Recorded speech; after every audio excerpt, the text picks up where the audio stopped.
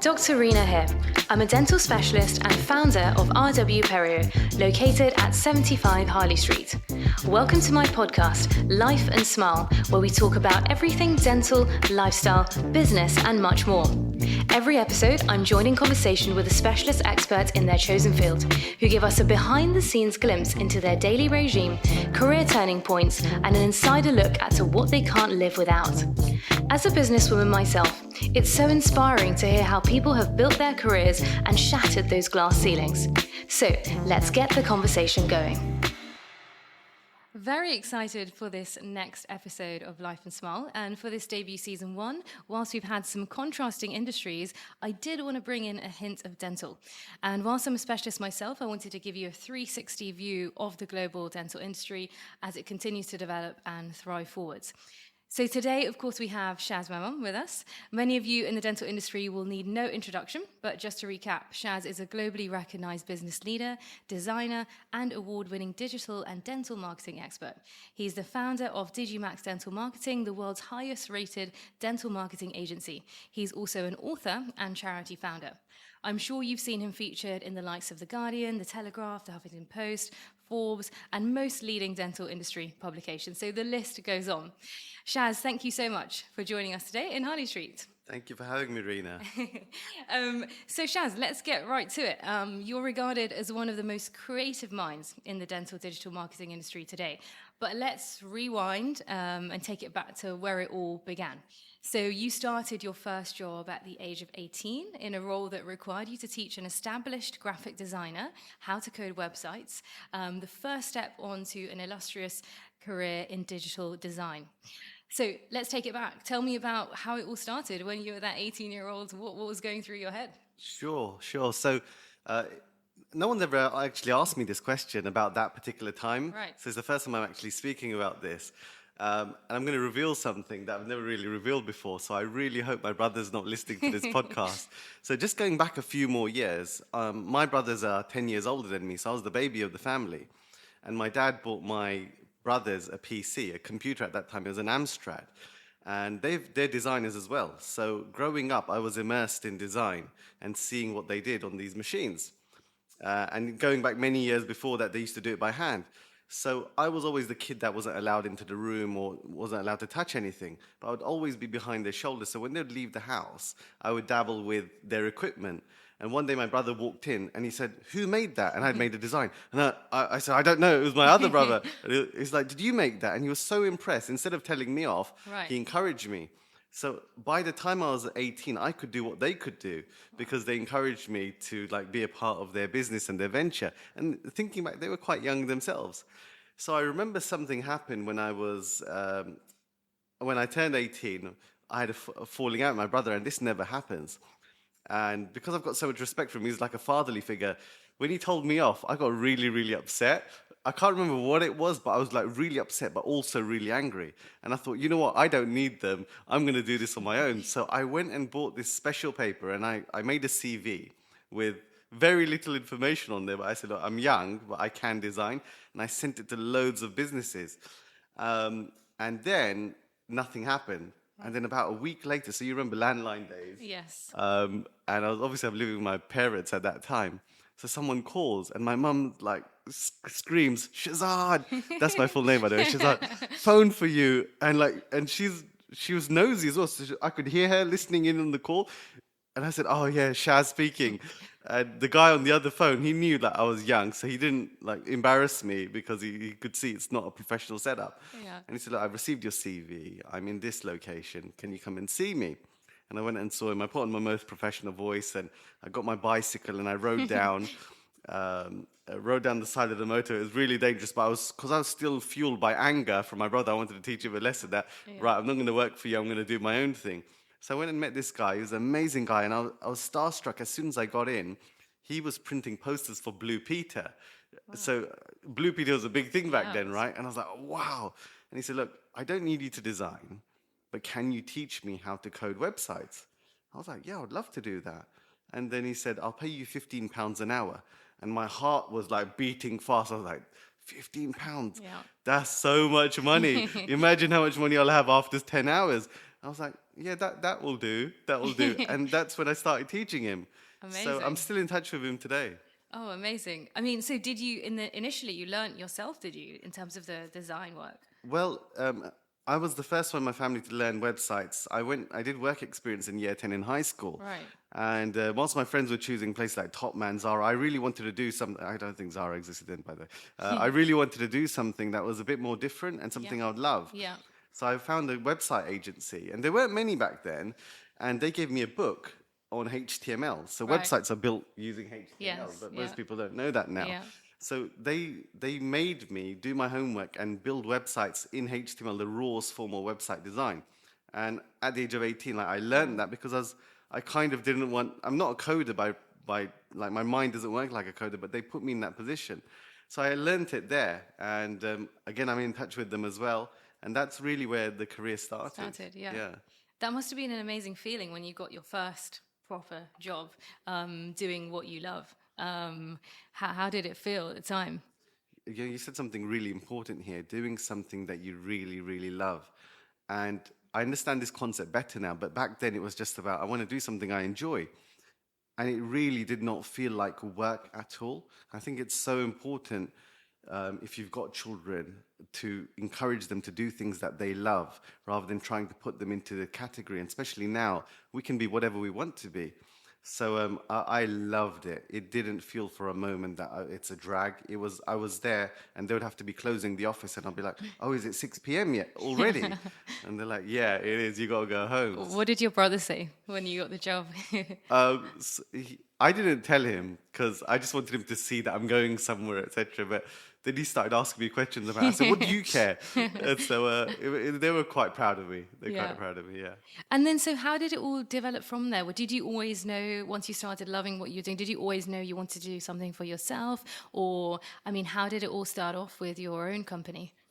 I always knew that I wanted to be a leader of some sort, just because I saw my brothers do that as well, and I had uncles that were business owners.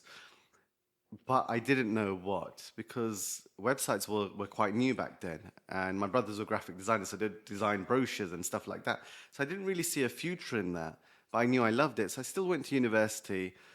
Choosing my degree was difficult, so I chose a degree called e-commerce. It was the first year that they had a degree like that, and it was just a mishmash of different topics. I can't say I learned much, but I learned about people, and I built a network over there. So I did a degree in e-commerce, but whilst I was studying, I converted my garage into a home office. Right. And I used to design most of the party flyers. So any parties going on around that time, I would have probably designed it. That makes sense now why you like parties. At the bottom of each flyer, it would say designed by Digimax. And I'd go around London, and you would see my posters on the wall. So I was about 20, 21 then. So it was a really, really great feeling. How did you come up with Digimax? What's the background behind the name of the company? Yeah, I was in high school, and I came up with loads of names before that, by the way. But then I thought, let's combine the word digital design, maximum effect. Right. And I combined the two. And I just call it Digimax from then. And I drew a D in maths class. I remember sketching it. And since then, it's stuck. I've not changed it once in the last 20 years. It's just been timeless. Amazing. Yeah. I remember those maths classes where you draw the dots and then you make the kind of shape of the letter. Yeah, exactly that. And then it just evolves over time. That's amazing. I mean, you've had quite a journey so far, and you've been celebrated across the media, the press. Leading up till now, what would you say has been your biggest kind of milestones? Biggest milestone achievements really, for me personally, have been understanding what business is. So many people get into business saying, "Oh, yeah, I want to be my own boss," but really, being your own boss isn't that great once you get into it. As a business owner yourself, you know that it's actually far more stressful. You can't take holidays when you want. You're always on the clock. But I just felt that I didn't understand business as well as I do now. Business is really about giving people who trust you immense value consistently. All the best brands around the world, that's what they do. But a real businessman is someone who does that without killing himself. Yes. Right? And growing up in Asian culture, we're told the more you work, the better it is. Yeah. And I don't think that's the right way to do business. So the biggest milestone for me is changing from a solopreneur to a real entrepreneur that uses his time to build a business to help people who trust him, but also which allowed me to free up time to really do work that I love, which is the charity, and Yes. start a charity. Yes. Yeah. I love that. Giving immense value to people that trust you is the key, really, isn't it? So then when did you, because you've obviously got a big team now, you've got your main office in Marylebone. How did that all start? When did you say, okay, I need a premises, I need a team, I need help? So you're taking me back to some depressing times. So after uni, I worked in the back of the garage, back of the garden in a garage for about 5 or 6 years in isolation. Okay. And going from this really enthusiastic, glowing young man, I put on loads of weight, and I got quite depressed because every year was the same. I was working all the hours, and everything just was the same. There was no change, and money never motivated me. So I would always say yes to everyone, and I would try and please them. So I'm working all the hours, and 6, 7 years on, my friends have jobs, and they're doing great things. They're going out to places, and I'm on my complete loners in the back In of the the back of garden. your garden, yeah. Right. And I was just depressed. So my brother came up to me once and he said, "What are you doing? You look like crap." I said, "Look, it's just I've got so much work." And he said, "Do you think there's another way?" And I said, "There's no other way because people come to me for my design ability. Who can I hire? And who's going to work in the garage? And I don't have enough money to do it properly." Like it was a catch-22. Yeah. And he had an office at that time. He's a designer as well. And he had 2 staff. And he said, "What's the worst that's going to happen if you hire someone?" I said, "I'm going to lose money." And that's all I could think of. And he said, "Right, that's all that's going to happen." He said, "Why don't you hire someone?" I said, "Who's going to want to work in a garage?" It was a nice garage, by the way, because I had done it up, but there was no wash facility. So if you wanted to wash or go in the kitchen or something, you'd have to go into the house. Into the house, right. And my mum cooks on top spec, onions frying, like you will go near the kitchen and you come out stinking, right? So I did find someone that was willing to work a few days a week, found him on Gumtree. And it's strange, now I think back, not once did he visit the toilet or not once did he want to use facilities. Wow. He was such a good boy. So I still, again, I keep in touch with these people. So for years I was doing this. And then my brother said, "Look, why don't you try this?" So I got my first employee. And that's when I started to realize that actually it doesn't have to be about me. It's got to be about my values and how I think. And it just went on from there and there. And then the crash happened, the financial crash happened in 2009. And there were some really good opportunities for offices because I was looking around and I thought, you know what, if I'm going to do this, I'm going to do this properly. And I had a few big clients back then. They didn't know I worked in the back of a garden because I'd made it look like I work in central London. And all this time it's been fake, these fake central London addresses, 0207 numbers. They would have fired me if they knew what the real deal was. And I thought, I'm going to look in London. And I found a great deal, the premises that I'm in Marylebone, in 2009. And I just, all my savings, I gave it in a deposit. So I was back to I think I had about £5,000 left in my account. I was like, yeah, I'm going to do this. And that was the big next step for me. Amazing. And how are you enjoying it now with a team? I mean, from my side, I remember when I first started off literally by myself, obviously with my nurse as well, which was fun. But I think looking back now, when you've got a nice big team around you with the same values, with the same vision, it makes it so much more enjoyable to actually go on the journey with them. 100%. You've been there. So as long as you have the team members that mirror you, they're like you, they think like you can build something amazing. So it's an absolute pleasure having a team that will be ready to do whatever it takes to go to the next step. And I know, even speaking with Jasmine in the lift, she's like, "We've got so many ideas and we're executing." And I think that's the thing, sitting on ideas, because time flies so quickly. At the end of the year, you want to really look back and see what did we achieve. And there's nothing amazing I've ever done on my own. Nothing. I can't think of one thing I've done. My charity, other people run it. My book, someone else printed it and distributed it. Everything has been the team. So stronger together, right? Yes. Is there anything you would have done differently, like looking at your career to date? Is there anything you would have changed? Anything you would have liked to do differently? Yes. Taking things to heart and personally, especially growing up. When you're quite young as well, you don't know what's normal. So a lot of people used to put me on a pedestal and say, "Oh, Shaz, your designs are great." But the moment someone would say, "Oh, I don't like that," I would take it to heart. I would be thinking about it at night and thinking about it first thing in the morning. And I didn't understand it's not a personal attack. So understanding myself has been a big part of this. And I really wish they teach this in school. Like I remember Yeah. I took business studies. They teach you about profit and balance and cash flow. They should teach you about what it is actually to be in a position of power and trust and how to process this. And so that's been a really difficult one for me. I mean, now I'm absolutely fine, but I remember it was very stressful. So I feel like had someone given me some coaching on that, I would have had a much pleasant journey. But yeah, that's Yeah. been a big one. I mean, I can relate to that. I mean, in terms of when we're doing dentistry, we're not taught some of the key skills that we need in day-to-day life, like leadership. Like, I mean, from our side, we don't get taught any business. We don't even get taught about the mechanics of how a chair works, which is really like surprising. We're just taught pure clinical dentistry.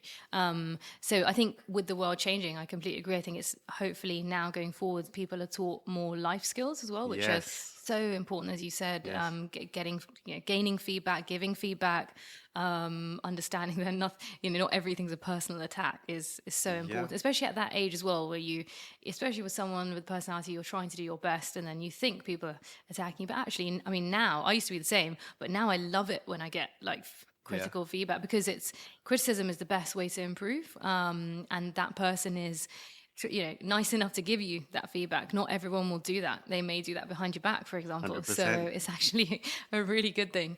You mentioned about your charity, which is, I mean, congratulations. It's absolutely amazing. Thank you. What you've achieved. So in 2019, I believe you launched Worlds on Wheels. And for those of you who don't know, it's a charity dedicated to giving young girls in rural India a chance to have a better life and a better future. And it's been a huge success within the dental industry, but also just globally across the world. How did you come up with this idea? I know you mentioned you always wanted to do some sort of charity work. How did you come up with such a fantastic idea? Was it something that inspired you? And what is your vision for that going forwards? Thank you, Reena. I've always been someone that wants to give and help people, but I've also been paralyzed. And I think a lot of people relate to this, that you want to give, but you can't trust a lot of organizations because there's so much glossy advertising, and you look at the accounts and they've got £400,000 a year offices and all that kind of thing. And now I'm a charity owner, I understand why they're doing that. But really, when someone gives you money, I think your job is to deliver that money untouched, unbroken, pound to pound. I think that's what a charity should really be doing. And charities have become businesses now. So I wanted to start something where people like me could give and feel like, you know what, I'm guaranteed that that's making an impact, as if I was giving it myself. So I've always tried to help people, but I've never really been able to find a system in which I can give repeatedly.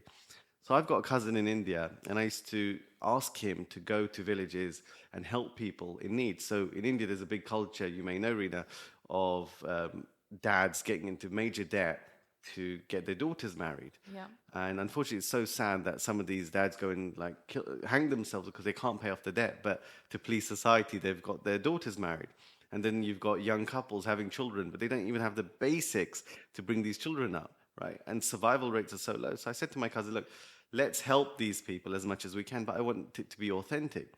So once he was recording a video message to me, because my stipulation was I want to feel like I'm giving it, and he's really patient with me actually, because he's like, just give it to me, I'll give it to them. I said, no, I want to see it. So he was recording a video message, and in the background, and this is when my wife was pregnant with my daughter, in the background I could see an army of little children holding a bucket on their head, like we call it the matka, right? Yeah. And they're transporting water, and I couldn't see too well because it was a bit grainy, and I said, what is that?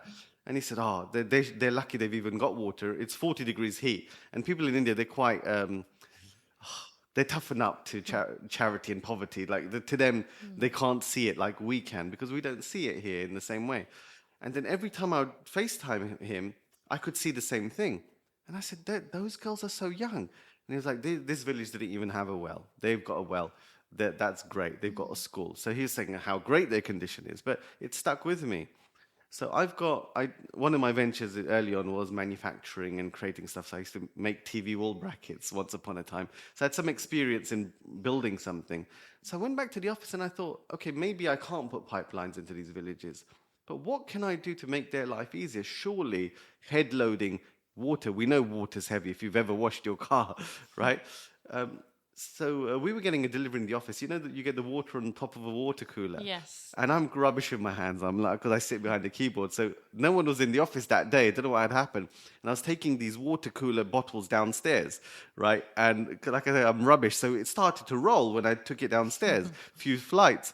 I thought, hang on, that's interesting. That didn't even break. So I just went on my computer to do Google search for China water cooler manufacturer, where I thought, why don't we just make this bigger and put some handles on it? And that's really when it started. So I found a manufacturer who made this actual product 2 years before. And I thought, okay, it exists. I don't need to do R&D. It's tried and tested. And then I just put my marketing hat on, put the cause out, made the video. Everyone started supporting me. I bought a load of wheels myself. And then I built a team over there to just start delivering. So within a week, we were delivering wheels from the idea. Within a week. Wow. And when those wheels were landing, it was quite emotional because I was getting sent videos of women actually crying and saying, I can't believe, one, there's someone that cares about us all the way in London. And two, so these villages are predominantly Hindu. And they're like, two, that a Muslim man cares about us.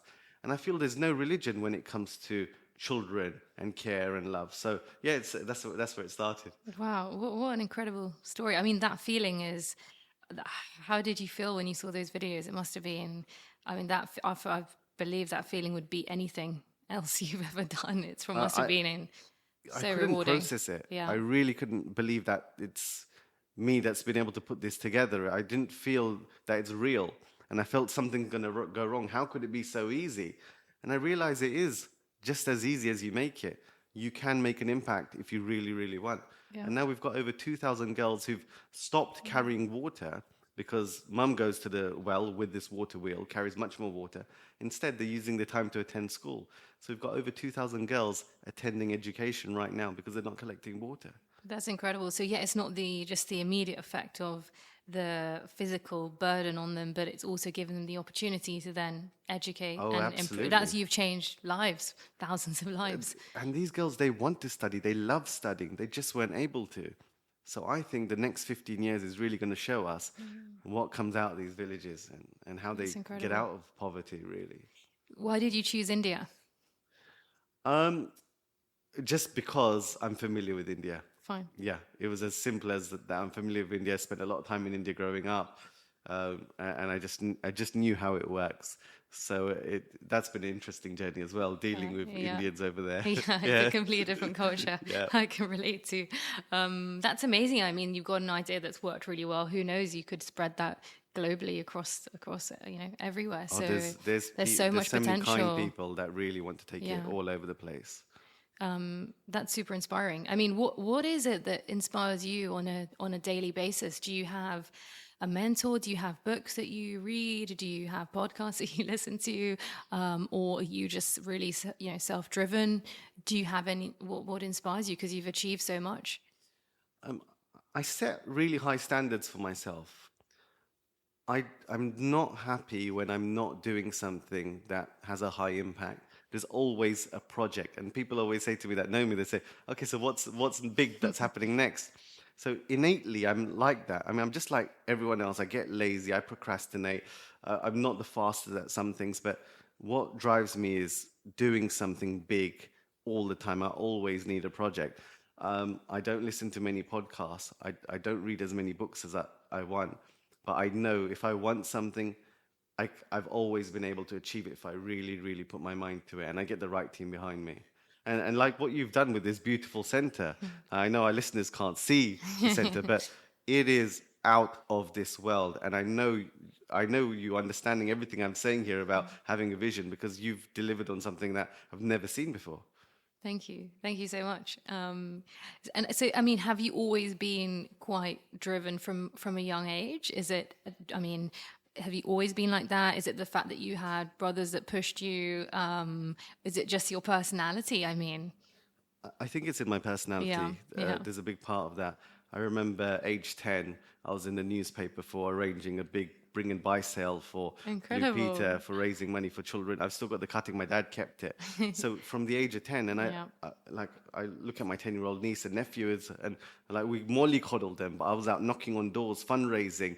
So it's Yeah. a different time now as well, but it's been there from a From very day one, early yeah, age. yeah, that's amazing.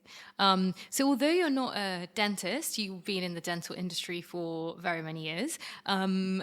How do you find, from a person who hasn't got a dental background as such, how do you find the dental industry? Do you enjoy being a part of it? Because you're pretty much dedicated to that now. Obviously, it's involved and it's quite fast paced. What do you love about the industry? Well, let me tell you why I absolutely hated before I joined the dental industry, right? So I was doing work for all kinds of people, non-dental. So that's when the company was called just Digimax. Right. I was designing for James Caan when he was on Dragon's Den, had some huge name clients, House of Fraser, but you always felt like you're a really tiny cog in this massive wheel. You're never making an impact, and you're not really evolving. And to be honest, I mean, as good as everyone told me I was, I didn't really believe it because there was always someone doing amazing, fascinating work. And when I got my first dental client completely by accident, and I looked at what's going on in the dental industry, I thought, surely this standard isn't the norm. The dental marketing was like 10, 15 years behind of regular marketing. So I was like, how can this be happening? So there's a part of you when you really want to give value to solve this. So I went on this mission to solve it. There was never a plan to like stop Digimax and just go Digimax Dental. And as I went to do this, people started to notice that actually we've been doing things in an archaic way for far too long. And before I knew it, like Digimax Dental had turned into this big thing, and I had to make a choice one day of, do we keep Digimax running side by side? And I closed Digimax, I closed the contracts. I mean, we're open as a business, but I stopped all non-dental contracts just so I could focus on being the best in one sector. So as a non-dentist, I think I've got a huge advantage because I've got all this non-dental experience that I can refresh dentistry with. I think that's my superpower. And are you enjoying it still, or do you miss the other non-dental side? No, I enjoy it. I know it can seem like a stressful industry. I really enjoy it because it feels like family now. And you will understand this. You might not meet all the thousands of people that you connect with online particularly, but you feel like you know them. There's support. So it's really a very nice industry if you've got the right friendships. Yeah, no, I completely agree. Completely agree. So let's talk about your book. I mean, you've achieved so much. There's endless questions I could ask you, but obviously you've launched your book, Instagram for Dentists and Instagram for Business as well. And it's been, I mean, I've read it page to page. It's fantastic. It's really helpful. What I liked about it was it's very practical. You read some books and it's just like, oh, okay, that's interesting. But this is interesting and I can apply it. So thank you for the book. Oh, you're And welcome. you've kindly given it to all of our Perio School delegates and they're all loving it as well. So give us from the knowledge of that book, what are your top tips for navigating the fast-paced and instant access world of social media? Because gosh, it's changed, hasn't it, over the last decade? It's completely changed. It's part of social fabric now. We really need to look at Instagram and any other social network as society. So society is Instagram. We go on, there's every kind of person on Instagram, a bit like patients. You're going to come across every kind of patient. So what do? We start employing all these companies to do all these wonderful things for us. But really the only thing that's successful, and why I wrote the book, was authenticity. If you do it yourself, if you can, share what's actually happening, the real you. Yeah, not putting on some facade, the real you. People are going to love that because as humans, that's what we're interested in. We want to get to know people. Back in the day, before there was all this, we would meet people, we would talk to people. There's no phones. And that's what social media is allowing us to do, but just at a rapid pace. So my number one thing I would say is it's about authenticity. If you be yourself, the people that like you right now, you'll attract more of them. Yeah, I mean, I completely agree. I think people want that behind the scenes of what you're doing on a day-to-day basis, what you're genuinely interested in, not just the good stuff, but like everything. And that's some of the most successful accounts are those that don't hide anything and it's real and raw. 100%. For someone who hasn't, or someone who hasn't got any experience in social or has been against it so far, what would be your kind of advice to them? If you haven't got any experience in it, it can seem like this big, difficult thing, and that you've left it too late. I would say just spend 2 weeks, open the app, just spend 2 weeks playing with it, looking at it. These apps have got billions of users worldwide. If it was complicated, there wouldn't be billions of users of all ages, right? So it's not complicated. Anyone can open it and use it of any age, right? So it's not complicated. And those who've kind of put social media on the side and said it's not for them, or it's for show-offs and all of that kind of thing, or it's self-promotion, that's not cool, it's embarrassing. I was one of those people before I wrote the book. My sister-in-law, who's a makeup artist, she told me about Instagram, and I was just like, oh, come on, please. I rolled my eyes. And I couldn't ignore it. It's got to a point I couldn't ignore it, and I realized that it's a huge business tool. So I would say, put your biases aside. There are going to be people on there you're not going to like, but they're not trying to appeal to you. Yeah, the people who are on it all the time, sharing pictures of their food, etc. If you don't like that, you don't need to look at that, because their audience love that, and they're like that as well. So your audience will be like you, and you're just trying to attract them. So I'd say just focus on yourself and the people who already like you, and just multiply that. Now, when I launched my charity, I had no idea that I have that level of support. When I launched it, there were so many people ready to come forward, to help, to donate. And I was flabbergasted. I couldn't have done it without social media. Yeah, so it's such an important tool if used correctly. One of the things in the book that you write about is the rule of 9 on the Instagram grid. Tell us more a bit about that. Yeah, so in a fast-paced environment like Instagram, we're not giving much time to all these accounts. I mean, within 5 minutes, you could have seen about 1,000 accounts, right? So when you first arrive at someone's Instagram account, you will see 6 to 9 squares, depending on the size of your phone. So I feel 7 of those 9 squares should always be telling most of your story. So if you're a dentist and you're an Invisalign dentist, for example, make sure 2 or 3 of those squares at any one time, whether it's January or December, they show 3 squares showing Invisalign. So whatever type of entrepreneur or whatever type of person you are, consultant, don't make me work for the information. Now, if you get those 7 out of 9 squares right, the chance of me staying on your account longer and following and interacting with your content goes up. So I published this first in my book, and this concept is being taught around the world in many schools and marketing colleges because it works. So make sure when someone lands on your Instagram account that they get most of your picture without having to do any work for it. Yeah, makes total sense. I mean, do you think Instagram is the way forward? What's your vision in terms of platforms? If a user was new to social media and they had to pick one thing to focus on, what would that be? So look, we've got LinkedIn, we've got Facebook, we've got Instagram, we've got TikTok. These are the 4 main players right now. I would say choose one and go all in on that. Some people prefer LinkedIn. Mm-hmm. Now, I like Instagram more than any other platform out there. That I even wrote a book on it. TikTok is moving really fast, but for TikTok, it's a little bit different. It's snackable video content, and it's actually, I see it more as an entertainment platform. There are lots of opportunities to sell on there. But Instagram, I think, has the right balance of everything. And Instagram aren't ready to let go of their platform to any competitor, so they're always innovating. Mm-hmm. So I would say Instagram, but choose one. Choose one, do it well. Yeah, do it well. Makes sense. Yeah. So tell us a little bit about you've got such an interesting background. You've got so many projects, so many key things that you're working on. And you're right, every time I speak to you, you're like, I'm working on this next. It's incredible. But what's a sort of typical day in the life of Shaz? What do you do? What time do you wake up? Do you have a different morning routine, or do you have a different day, or depending on what you're doing, or is every day very similar? Tell us more. My daughter, she's 5 years old now, is a big part of my routine. I want to be a dad that's always there for her for all the big moments. So I've centered my life and designed my life around making sure I'm there for her, so she doesn't feel like, oh, daddy missed this or daddy missed that. And all parents tell me, when their daughters are like 13, 14, they're like, don't miss those early days. And a father was telling me recently that I went to hug my daughter, and she's like, what are you doing? I absolutely love spending time with my daughter. So she's the priority. So most of my days are designed around making sure that I get to see her in the morning, I get to see her in the evening, and everything else fits in there and thereabouts. I do have an early rising habit. I do have a habit to keep fit because it keeps me on track. My mind is fresh. Every time I've skipped a workout, I see the impacts of it. So there's not really much to report, but I make sure that I spend at least 2 days in the week working on my charity. And that's what's given me the ability to grow the charity at the scale I have. And that comes down to the team allowing me to do so.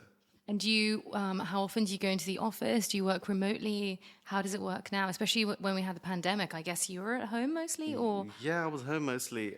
The pandemic was a blessing in some ways for work-life balance, not just for me, for everyone in the team. Completely agree. And it was proven to us that we can continue to work in a way without it affecting the people who trust us. So now we've made it a rule that every Monday we get together without fail.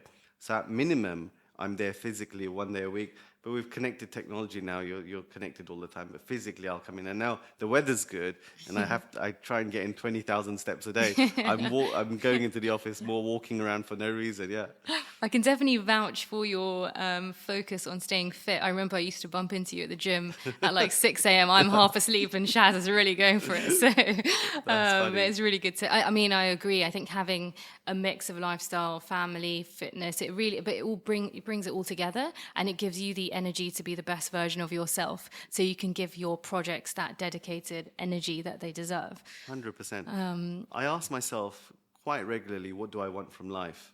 It's a question I have a conversation I have with myself all the time. Like, what do I actually want from life? And once you figure that out, you can design your life around that. And often you'll find that money isn't the answer, because a lot of people say, I want a lot of money. Money is not really the answer. Being happy, having the right balance, doing things that you love, you really can design your life to give you everything you want, especially now. Yeah, no, fantastic advice.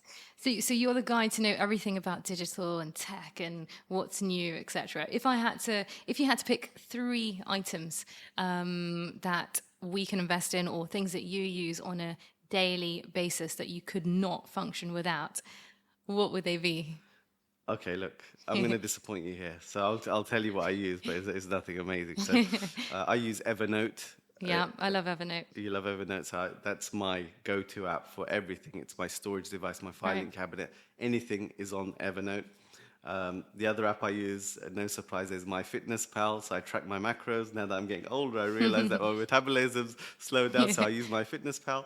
And lastly, the weather app. I'm a big weather person. I need to make sure that the sun is out and I'm out there properly. I can't be cold for even 5 minutes. So yeah. Love the heat. Yeah. Amazing. No, sometimes it's the most basic apps, but will have the biggest impact on your daily function. So yeah. I keep it simple. Keep it simple. Exactly.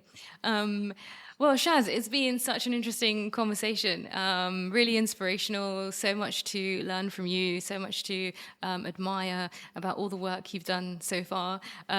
Thank you so much for your time. I mean, tell us what's next for you? What's your next big project? Can you reveal anything? What should we look forward to? There are a few things in the pipeline. I've got an event coming up, which you're coming to, for the Chosen Few.